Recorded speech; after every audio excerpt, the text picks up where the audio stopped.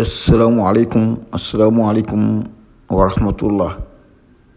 Man la Seydina Ousmane Dramé bu la réveil des consciences. Fan yi lay dama def benn vidéo tontoon naa ci, mais sénégalais foog nga waxaat mu door a dégg, comme ni ko tubaab bi naan la répétition est une notion pédagogique. loolu rek moo tax ma dellusiwaatoon ci, ndax suñu boroom dafa am lu mu fonk, ba pare nun suñ aada ak suñ cosaan ak suñ diine nangu ko, muy ak dëkkandoo bu ngeen dëkkee kenn ku ci nekk day jàng ca moromam, ñu laabirante ba nga xam ne diggante bi dana la tax kenn ku ne mën a dem ci sa morom jàng ca.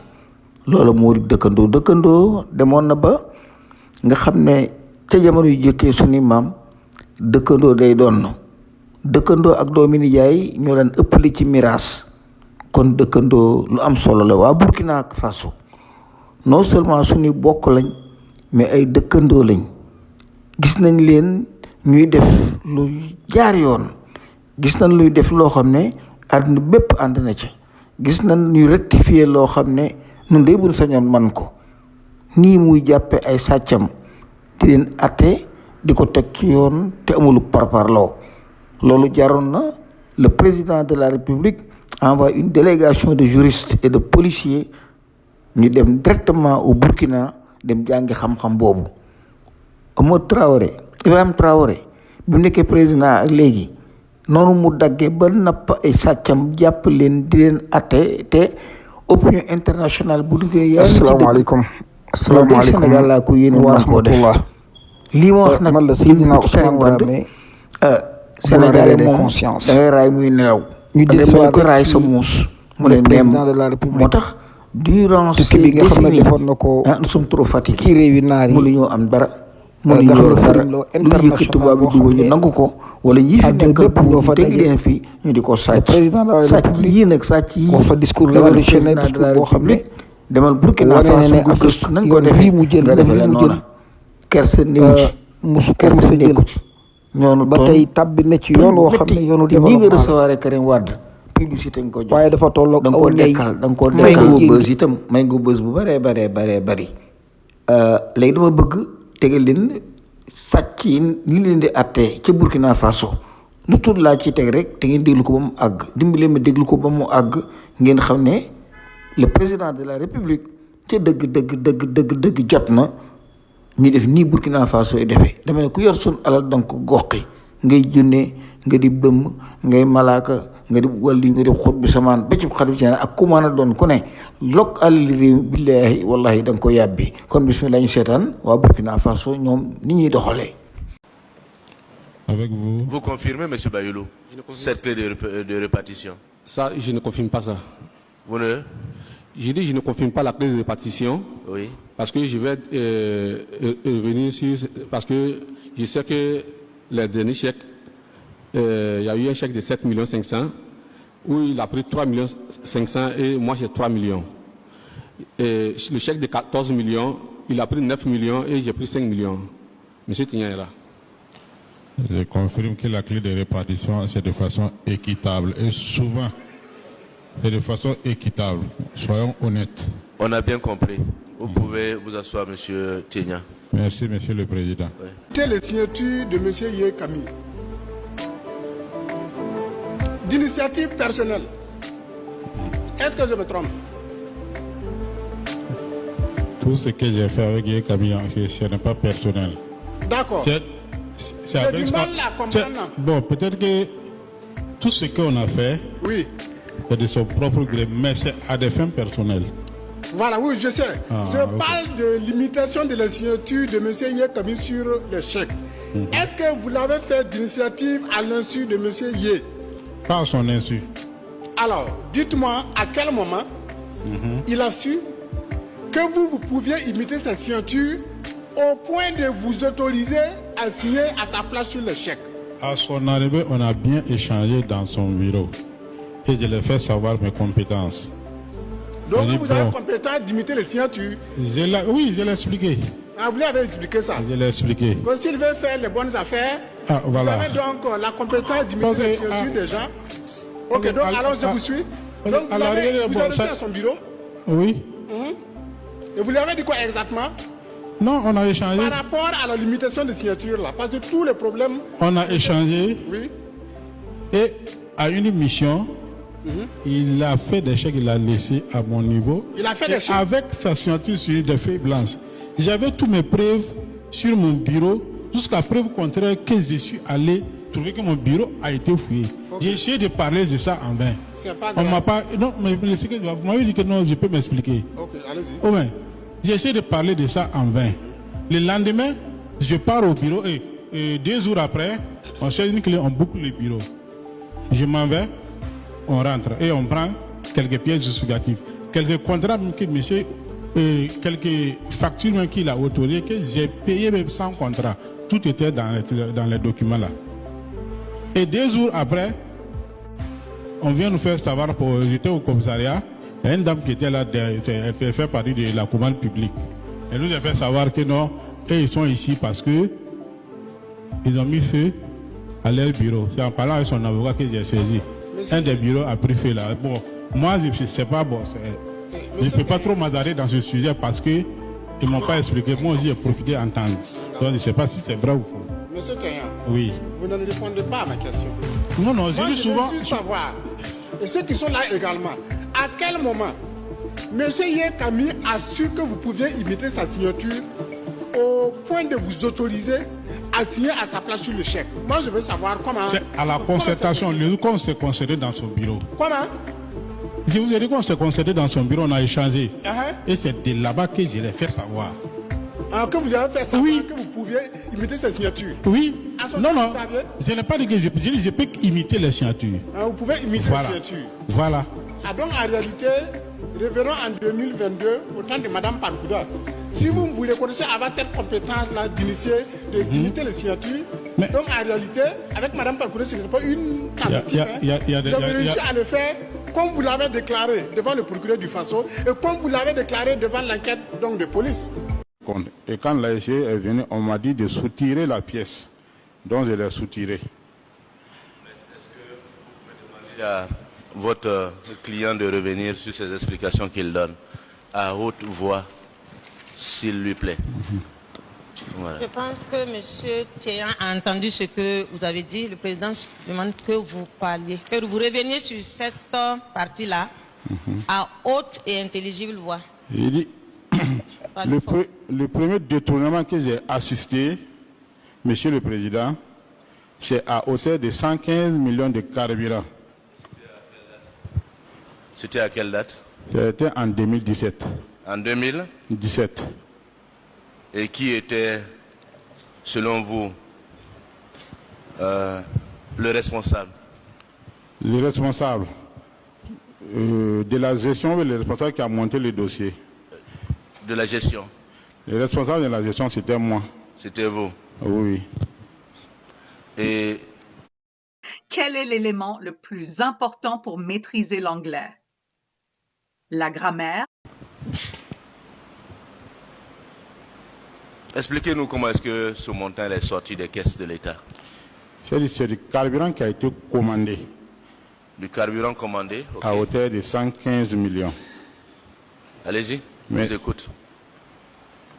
Vous étiez responsable donc de la gestion en son temps. Oui, parce qu'on m'avait nommé. J'étais On vous là avait comme- nommé. J'étais là comme, Donnez-nous plus amples détails, s'il vous plaît. j'étais là comme gestionnaire. Ok. Mais maintenant, il y a un gestionnaire de carburant aussi qui est là. Le tribunal vous écoute, allez-y. Et le directeur en question, le directeur qui a été nommé nouvellement, était la DAF Pasco Bila. Et c'est, à ma connaissance en tout cas, ce carburant a été utilisé par DAF Pasco Bila, son gestionnaire de compte. Et à ma connaissance, on m'a fait savoir que Madame la ministre a reçu. Son gestionnaire de compte, c'était qui? Et Ramieba Adama. Est-ce que vous pouvez nous permettre donc, vous pouvez reprendre de sorte à nous permettre de noter son nom? Est-ce Il que- s'appelle Il s'appelle Ramieba Adama.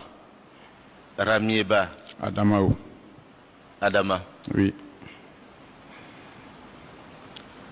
Allez-y pour la suite. Donnez-nous plus en détail. Et c'était lui le gestionnaire de compte en son temps. Et moi, j'ai soutiré la pièce d'être déposée. Donc, je ne sais pas. Excusez. Monsieur Pasco Bila, il était le DAF. Oui. Monsieur Ramieba Adama était gestionnaire de compte. Oui. Et vous étiez quoi à cette date? Moi, j'étais gestionnaire de compte, mais c'est les pièces que moi je gérais. J'avais à ma possession les pièces justificatives. Chers abonnés, comme vous avez suivi dans ces petits extraits du procès, la situation est très critique actuellement au Burkina Faso pour les voleurs de fonds publics. En effet, pour le cas le plus intéressant. Au cours des débats du procès pour détournement de fonds, le prévenu Hamidou Tiénian a affirmé ce mardi 10 décembre 2024 que des ministres, secrétaires généraux, SG, et directeurs de cabinet, DIRCAB, percevaient des indemnités pour des missions auxquelles ils n'avaient jamais participé. Selon les déclarations d'Hamidou Tiénian, des ministres et hauts responsables du ministère de l'Action humanitaire percevaient régulièrement de l'argent lié à des missions, bien qu'ils n'y participaient pas. Ces montants leur étaient remis directement ou par l'intermédiaire des directeurs des affaires financières, DAF. Est-ce qu'il vous est arrivé de transmettre de l'argent? Si oui, à quel ministre précisément? C'est la question que lui a posée son avocate. Oui, je l'ai fait, sous Laurence. Sous Nandi, Sommet Diallo, aussi je l'ai fait parce que sa première mission, c'est moi qui l'ai payé, a affirmé Tiénian devant la barre. Toutefois, il a précisé que, dans la plupart des cas, ce sont les DAF qui prenaient en charge la remise des fonds. Ces gestes, selon lui, visaient à maintenir de bonnes relations avec les supérieurs hiérarchiques et à se faire valoir. L'avocate de la défense a interrogé son client sur la régularité de ces transactions. Les ministres émargeaient-elles pour recevoir de l'argent de missions auxquelles elles reconnaissaient n'avoir pas pris part? A-t-elle demandé. À cette question, Hamidou Tiénian a répondu sans détour, oui, elles émargeaient. Soulignons que le prévenu a déjà cité les noms de 3 ministres sous lesquels les pratiques de détournement avaient cours. Il s'agit notamment de Lorzongo, Laurence Marshall Ilboudo et Nandi Somédia.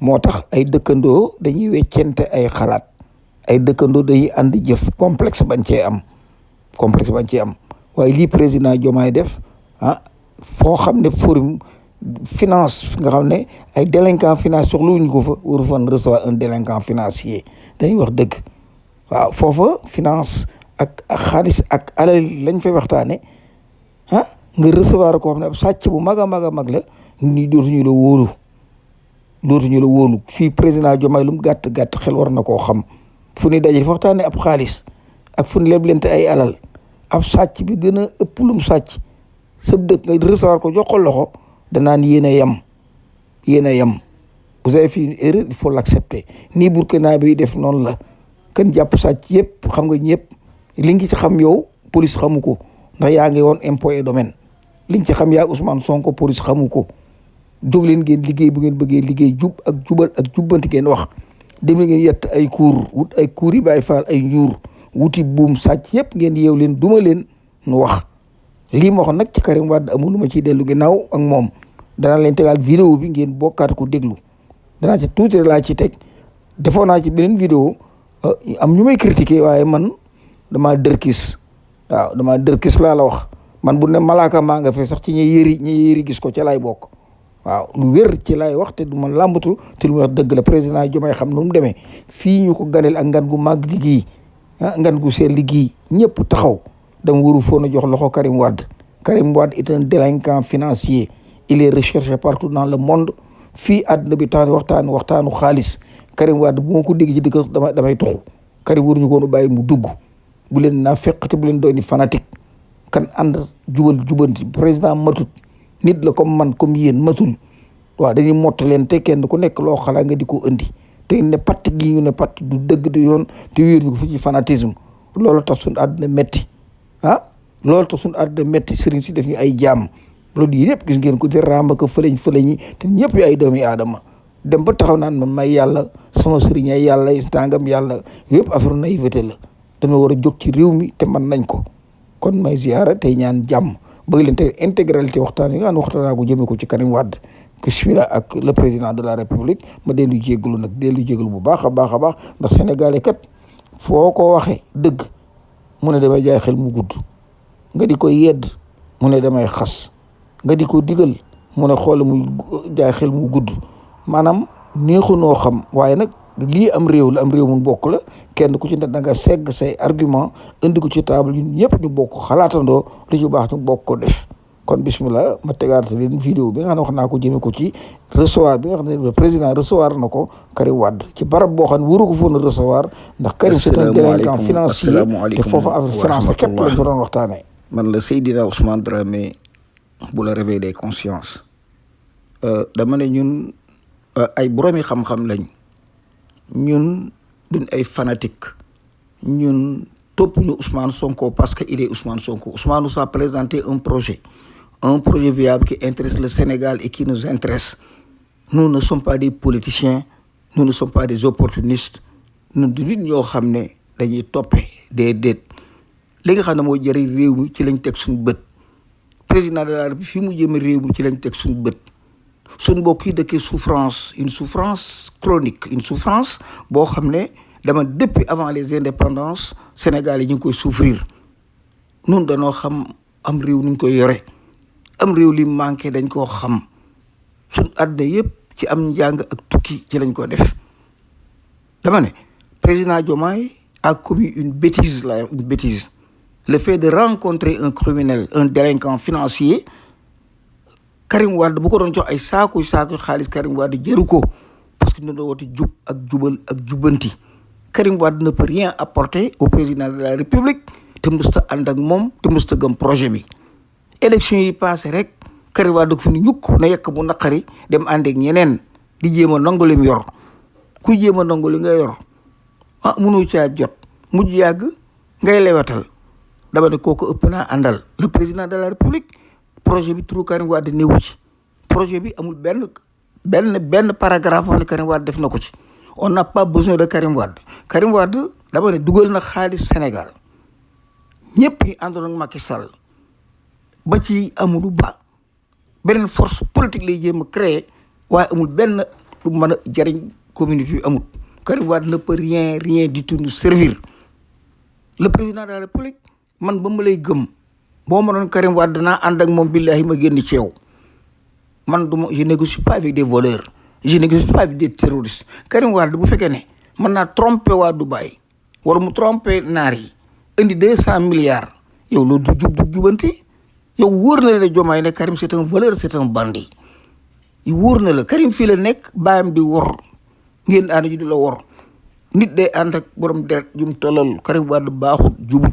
mënuluñ dara man lii Ousmane Dramé maa leen ko wax maa leen gën a xam Abdoulaye Wade de yéen gouvernement yéen ñëpp maa leen gën a xam Abdoulaye Wade c'est un bandit Abdoulaye Wade les Nations Unies wax naa leen ko ba tey du ko yebal fenn Afrique ga ngi ni jaxasoo ce qui se passe dans la sous-région gis ngeen ko ndax Abdoulaye Wade yebal nañ ko ci dara Abdoulaye depuis Kadhafi la ko tubaab bi qualifié xam ne c'est un bandit son fils est un voyou il a détourné notre trésor public ngeen naan Diomaye nuyu na ko Abdoulaye Wade parce que Karim Wade dafa xees moo tax ngeen complexé yow waa jooju sant Mbaye yow je peux pas man sax xamul lu ma lay wax parce que c'est un problème de sang as gor day dëgër as gor day wéeru as gor day xam li moom ak li moomut as gor du ànd ku jubadi as gor du déglu sàcc ce que Diomaye a fait kenn du ko def Diomaye ne devait pas recevoir Karim Wade man maa Ousmane Dramé maa leen ko wax te ànduma ci te nag kenn mënu maa génne ci projet bi du kenn ci yéen nag ma mën a génne ci projet bi amul parce que étant ak yéen dëgg dong laa leen di wax yéen a woote jub ak jubal ak jubbanti te loolu lépp mi ngi sukkandiku ci wax dëgg jëf dëgg lépp loo yëngal mu tegu ci kaw dëgg waaye Karim Wade ab sàcc Karim Wade lim nu amel ñaata milliards leerul suñu bopp mu tëjoog le président de la République man je ne suis pas d'accord bërki démb élection bërki démb bii rek gis ngeen ko Karim Wade da koo boycotté dem ànd ak keneen Karim du damaa gën a xees rek damay complexé xeesaay du dara Diomaye ñu loolu kukk waa amal fulla Karim Wade on n'a pas besoin de lui on n'a pas besoin de ses idées c'est un lâche il a trahi la République il a trahi notre économie c'est un voleur boo xam ne wóor na ku def Sénégal ne ab sàcc la man Idriss Seck moo ma xamal ne Karim Wade mii ab sàcc la man day jël naa am na 76 milliards yu ne ci sama loxo yoo xam ne Sénégal la ko moom damay xaar rek waa di dem ma joxe ko ndax Idi joxe na xaalis ba ndax yéen woo ngeen Idi Karim Wade Macky Sall Abdoulaye Wade doon benn couple boo xam ne ñoo jaxase réew mi yàq ko yaxet def yow da nga recevoir Abdoulaye Wade léegi Diomaye da nga recevoir Macky Sall da nga recevoir Abdoulaye Wade waaw parce que comportement yi man saraxulee laa xaw ma ko dama man jaaxanke pire la xaw ma moom la waccoore yàbbi naa la waaw Karim Wade daal du dugg ci réew mi nga di ko recevoir Karim Wade bu ñëw dem gendarmerie bu jógee gendarmerie ñu déféré ko présenté ko le procureur ñu yóbbu ko mandat de dépôt xaar en attendant ñu leeral askan wi Karim Wade yóbbu suñu alal mais Karim Wade day kan dalaa gën a xees rek nga dof ça ne se fait pas comme ça Diomaye dalaa gën a xonq dong nga affolé c'est pas sérieux man d'accord uma ci lu ngeen wax nag baax na waaw barki démb rek laa leen ne comme ñi ma gis ay bandi lañ on va jouer un peu du banditisme donc malgré que jub ak jubante ngi fi waaw Déthié Fall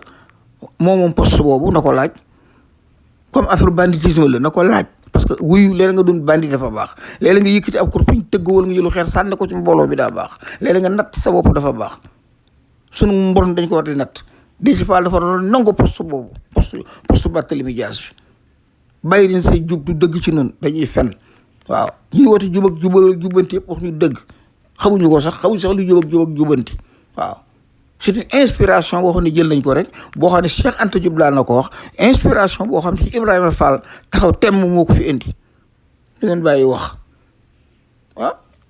ñii nekk Pastef tey ba Pastef am doole war nañu ñaanal Ibrahima Fall waa kër Ibrahima Fall rek a dikk taxawu Pastef ba Pastef jël pouvoir bi ma nekkoon fii nag aux États-Unis di jàppale Ibrahima Fall ak 99%.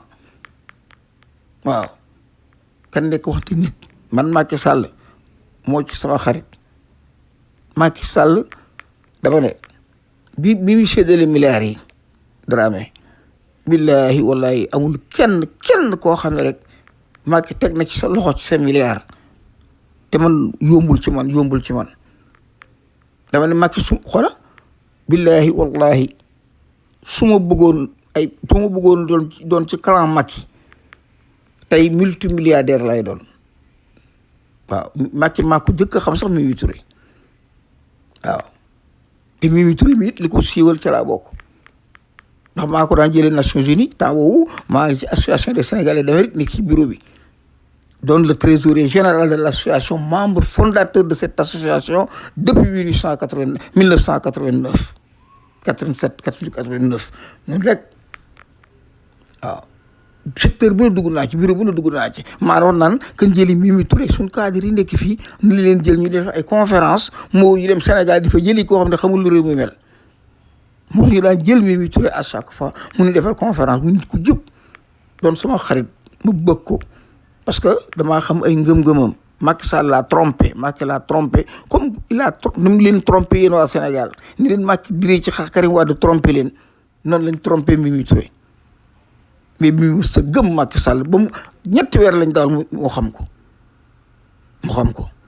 di lijjanti ba génn ba set ci wecc xam naa ni mu demee Moussa Balla Fafa moomu nu ngeen jëlit xam naa ko boo ko ne doyen Ousmane Dramé la xam naa ko ba may xeex moom xeexut waaw ba may xeex dama xamu leen ko sax j'ai combattu Léopold Sédar Senghor j'ai combattu Abdou Diouf j'ai combattu Abdoulaye Wade j'ai combattu Macky Sall te taxawuma Diomaye teg ko ci yoon àndoo ko dof bul gëm ne ay dof nga àndal ay nit ñoo xam dañoo bokk ci réew mi am ci wàll waaw lii may wax nag waxee woo ko dëdd bu tàng Karim Wade nag xarit wa trop ni nga ko recevoir waaw maa gën a méritant Karim Wade te tu penses même pas kaay ma toog wax ak Ousmane benn baat c'est pas sérieux fanatisme je ne suis pas un fanatique mais je suis un vieux arbre boo xam ne à tout moment je dirai ce que je pense parce que le Sénégal est mon pays je suis un Sénégalais fier de l'être un Sénégalais qui doit contribuer dans cette nation un Sénégalais dont ses aïeux-parents ses arrière-parents ont contribué et j'ai une dette à rendre loolu moo tax du ma bàyyi dama ne Diomaye buñ ma tëraloon ci kuusu bàmmeel ma gis nga defuk ndëng buñ ma mayee tuut bu ma yàlla mayee sarax nooy rek danaa dal ci sa kaw wax ko man je suis pour le Sénégal et les Sénégalais. Je voudrais un Sénégal meilleur, un Sénégal de fortune, un Sénégal engagé, un Sénégal des Sénégalais, un Sénégal boo xam ne bu ma demee baar sax jàkkaarloog sama sët yi ñu ne ci jàmm xale yi du ma seetaan ñu leen diri ak di leen waraj ak di leen wërngël dama ne Karim Wade tu as fait une erreur de recevoir Karim Wade man Ousmane Dramé maa ko wax te je ne recule pas. C'est un voyou qui nous doit de l'argent, c'est un voyou qui a trahi la République, c'est un voyou détourneur, c'est un voyou qui a quitté le Sénégal depuis même demee ba ni tant que mbite ku ñu fi dee jaarewu leen te ay morom yi xale yi fi dee. il a dafay weddi projet bi bërki démb élection yi Karim Wade dafa weddi élection yi ba ne ànduma ak yéen wut ñeneen ñoom àndal man bu dikkee mën na ko ca bitti ca xaj yow dama laa soxla réew ma yow sax interpellé nga lay wër. waaye di nabbee loo xam ne il ma Karim c'est un Karim lu ma ëppale Karim bu ngeen ko xamee lu tax ñu xam ko ah aussi bi bàyyam tegoon ci loxoom ci la profité collaboré ak naar yi ah képp amul xam-xam amul njàng amutug wér amutug mat il respecte personne il a insulté tous les Sénégalais sàcc suñu xaalis dem Dubaï toog fa ah dëkk ci ay hôtel. Depuis Karim Wade, il dépense l'argent des Sénégalais. Hein? Depuis que Karim Wade, il dépense l'argent des Sénégalais. Idrissa Seck, ce voleur-là. Ba heure bi, hein? Saint-James Hôtel la dëkk. Saint-James Hôtel nga xam ne mafia maçonnique bi ñoo ko moom. ñoom James Baker. ah mu jël fa chambre dëkk fa. ah ba mu doon directeur de campagne.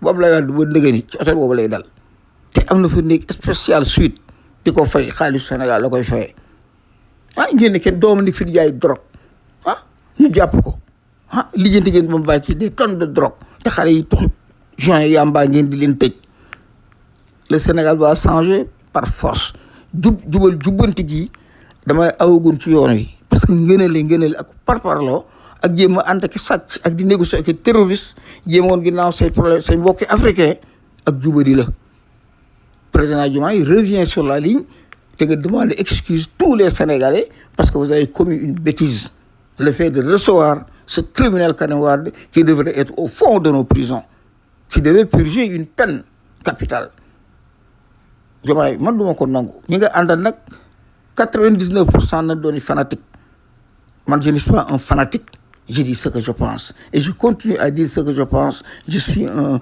élève de Cheikh Anta Diop, un élève de Dr Kourouma, un élève de Cheikh Touré. Je refuse catégoriquement, tu as fait une bêtise, le fait de recevoir Karim Wade. maa ngi jégalu bu baax a baax te wax ji du ma ci dellu ginnaaw man du ma ànd ko sàcc du ma ànd kuy jël alal joo xam ne askan wi ko bokk Karim Wade na ko tooñ dema moom di ko dëkk ay hôtel di ko ànd ki jigéen naka taxawaalu doon un PD yooyu man neexuma et je ne pense pas que c'est ce gouvernement ñooy xeexe affaire góor jigéen normalement parce que bokkul suñu diine bokkul suñu aada te Karim Wade dafa jaxasoo ak ñoom bokk ak ñoom pourquoi yéen Karim Wade dafa jaxasoo góor jigéen ñi ba pare Karim Wade dafa jaxasoo ak naar yi pourquoi ngay jël wàllu naar yi bàyyi wàllu góor jigéen yi est-ce que yàlla waxu leen ki dof et on vous suit de loin et nous avons sacrifié suñu kàttan suñu heure suñu bokk suñu njaboot talutuñ dara lu projet bi moo tax képp ku dëng te ki waxoon na ko Ousmane Sonko du ma ànd ku dëng te wóor na Ousmane Karim dafa dëng Ousmane Sonko boo ko waat loo na ko waat ndax Karim dëng du ñemee waat tegal sa loxo ci alxuraan Ousmane Sonko nga waat ne Karim ku jub la du ko def te moo fi noonu du ma ànd ku dëng lii wane ne Diomaye musul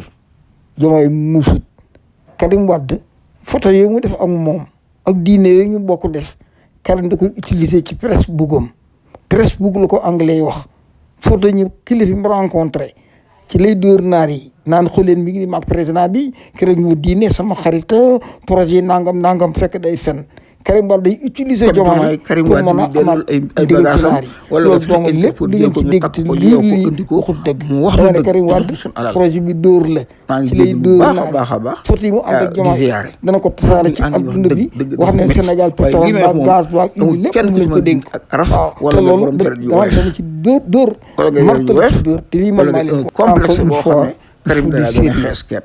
il faut du sérieux il faut du suñu xel yi bu ngeen bokk di xel yi bu ngeen ko defut wallahi wallahi dañu ko bokk daanu am jàmm bi maa daanu ngi am jégalu jàmm bu baax nag te suñu réew daal di ziar ñëpp complexe dañuy décomplexé suñu yàlla société man nous sommes yàlla des hommes attan yàlla xam fan la ak fu mu yàlla ñu bëri yàlla wallu yàlla bëri yàlla wallu te lii ñuy dëgmal mu jub ak jubal mu doon dëgg ci nun ba lii ñuy plan 2050 yàlla teg ko ci ñu loxo man la Seydina Ousmane Dramé bu la réveil des consciences